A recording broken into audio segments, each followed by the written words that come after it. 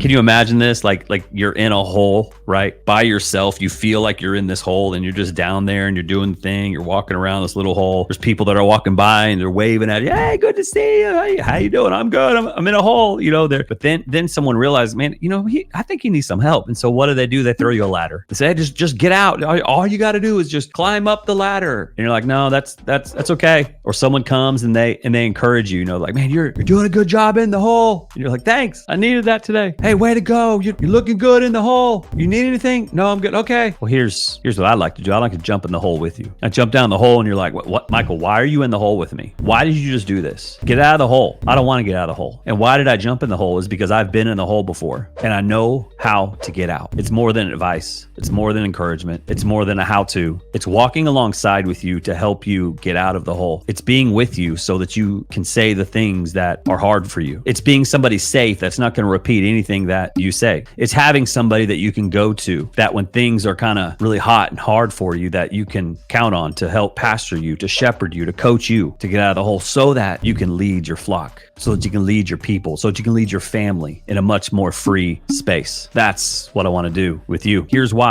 70% of pastors feel like they do not have a close friend. That's heartbreak. Duke Divinity School says that clergy are more likely to suffer from depression and anxiety compared to any other job. Lifeway research shows that the average pastor works between 50 to 60 hours a week, and some pastors are reporting working even longer. According to the study by Barna, it says that 38% of pastors in the United States are considered at high risk for burnout, with their emotional and spiritual health being constantly strained. And I will tell you, there's a need for them to be led and a place for them to speak out. James 1:13 says this, and remember, when you are being tempted, do not say, God is tempting me. God has never tempted us to do wrong, and he never tempts anyone else. Temptation comes from our own desires, which entice us and drag us away. These desires give birth to sinful actions, and when sin is allowed to grow, it gives birth to death. Here's what that verse tells me, and I think it should tell you the same thing. Temptation gives birth to death. And I want you to know, pastor, leader, executive, parent, mom, dad, this verse doesn't say you're not going to be tempted. Matter of fact, it says you will be tempted. We are going to be tempted, and the temptation, if not handled, is going to lead to death. So how do we overcome the temptation? Here's what you do. Your superpower is communication. And some of the best executives and pastors that I know and shepherds are phenomenal communicators. I mean, they're so good. They are great communicators. But when it comes to communicating the things that are going to help you out, sometimes the communication doesn't happen and it stops. And if you want the temptation to take you over, then keep it inside. And you're going to feel alone. You're going to feel trapped. You're going to feel stuck. Or maybe there's something that you have done and you're like, man, I've got to get this out. I need to tell somebody. And it's just buried so deep within you. And you feel like you're hiding in your own garden. I mean, we see what happened back in Genesis whenever God, what did he do? He spoke, right? He spoke everything into existence. And he spoke to Eve, hey, Eve, you can have whatever you want. Just don't do this. And then what happened? Spoke to Eve. And what did Eve do? Eve didn't speak to Adam. Adam ate the apple. And then they both didn't speak to God. And they went and they hid in the garden. And a pastor, leader, right now, maybe you feel like you're hiding in the garden. Maybe you feel like, man, there's so many things going on that you're covering up with doing a lot of work and doing a great job. You're covering up with communicating phenomenal sermons and messages, but you're still leaving and feeling like, man, I'm really struggling. You feel alone because here's why. You're hiding in your garden and you're managing all the things and you're shepherding the flock and you're doing all those things that are really good, but you're not doing it to truly the best you can be because you're hiding in your own garden from some of the temptations that are coming your way. And you're hiding in the garden because as a leader in the church, as a leader of your organization, you feel like if you tell somebody, oh man, they're going to think differently of me. They're going to think, man, I can't do that. I am the leader. I can't have struggles. I have to be better than everybody else. I'm not saying you think you're better, but you feel like maybe you're tempted by your admin, or maybe you're tempted to look at pornography on your phone, or maybe you're tempted to go out and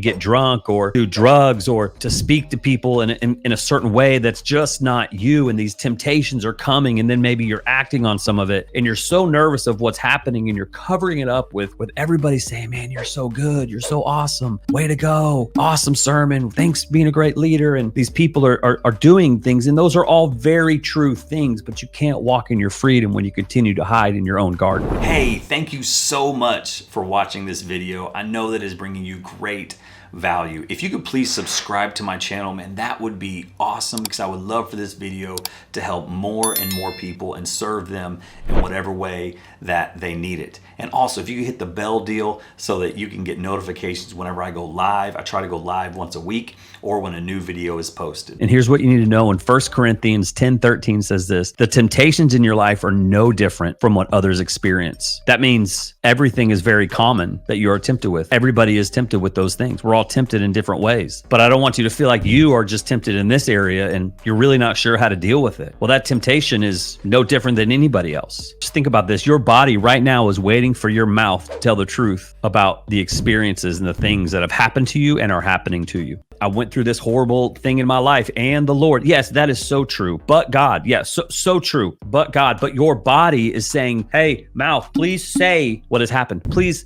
talk about what is going on. Please say the fact that you are struggling in this area. Please say that I'm tired. Please say that I don't want to be here for tomorrow. Please say that your body is wanting to do it. And how do you know if your body is wanting to do it? Is because the things that you're experiencing in your mind, the overwhelm, the anxiety, the depression, the covering up the sin, the covering up the temptation, feeling guilty for being tempted, is all because you've never really told somebody how you're feeling, because you think that if you do, everything's going to be so different. But I want you to know right now, that's not true. And I want you to know right now that I would be more than happy to step in to the hole that you are in. Can you imagine this? Like you're in a hole, right? By yourself. You feel like you're in this hole and you're just down there and you're doing the thing. You're walking around this little hole. There's people that are walking by and they're waving at you. Hey, good to see you. Hey, how you doing? I'm good. I'm in a hole. You know, everything's happening. You're in this hole and you feel alone in the hole. But then someone realizes, man, you know, I think he needs some help. And so what do? They throw you a ladder. They say, hey, just get out. All you got to do is just climb up the ladder. And you're like, no, that's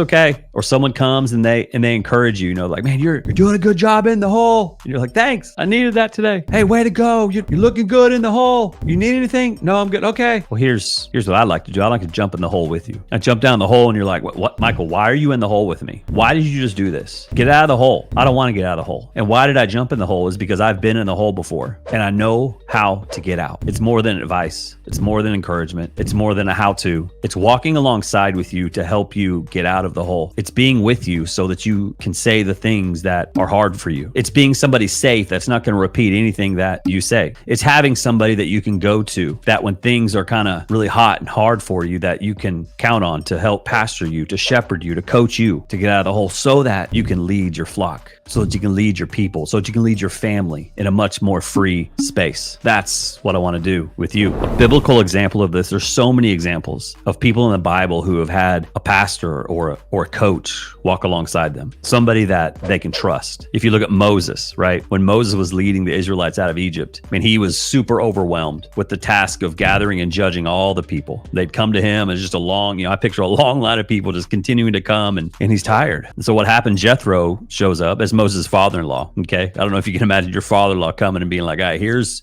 what I'm seeing. And that's what Jethro did. He said, man, he observed him from morning till night as he sat and judged everybody. And he saw that Moses was really struggling and that things were too hard for him. And so what happened is Jethro became a coach for Moses, and he advised him to delegate all his responsibility by appointing these capable men as leaders over thousands and hundreds and fifties and tens. And so Moses was able to kind of get out of his own space and say, man, I'm struggling with this. And Jethro came in and said, yeah, I see that. So here's what I want to encourage you to do is to do this. And then what happened? It eased the burden and it made the administration of justice so much easier. And so I want you to know that's what I would love to do for you. And maybe it's not me. Maybe it's a therapist. Maybe it's somebody that you can go to, that you just need to talk. You just need to talk about, how do I get through this? I feel alone. I can't even go to my staff because if they know this or if they think this, and we don't want you to throw in the towel. We want to support you. I want to support you and help you so that you can lead even better. So that when you get up on Sunday morning or when you're leading that ministry, you feel 100% all focused on what God wants you to do, and you can get through the junk. Maybe that's not you. Maybe it's somebody else. Maybe it's somebody on your team right now that is really struggling and you feel like they're in a hole and you don't feel like you can jump in the hole with them because of whatever reasons, or you've tried to throw the ladder, you've tried to encourage them, and it's like it's not happening. it. It's not working. It's not, and they feel stuck. And maybe you're like, man, if they could have a coach that could work with them for 90 days or so, I can see big changes happen. And I would agree with you. I'm tired of hearing about churches failing. I'm tired of people talking about how the church has hurt them. I'm tired of it. And I want to step in and I want to do whatever I can do to help shepherd those who are shepherding, to help pastor those who are pastoring, to help coach those who need the next steps in their life. I'm telling you right now, this coaching isn't just about solving problems, but it's about enhancing your overall quality of life and your ministry. I mean, it's going to reduce stress. It's going to help provide you with different strategies to manage that stress more effectively and to help prevent burnout and to help decrease the amount of anxiety and depression that you may be feeling or the one that you love may be feeling, all because they have a safe place of somebody they can talk to and help give them some next steps of how to get out of that hole. I mean, spiritual growth. It's gonna help you grow spiritually because you're gonna be able to remove some of the